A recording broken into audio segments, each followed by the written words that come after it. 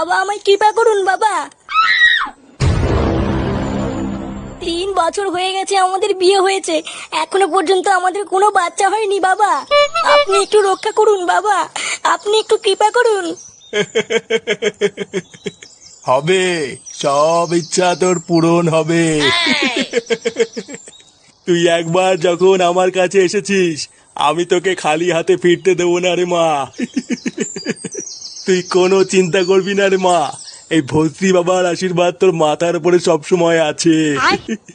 জয় জয় ভস্রী বাবার জয়, জয় ভস্রী বাবার জয়।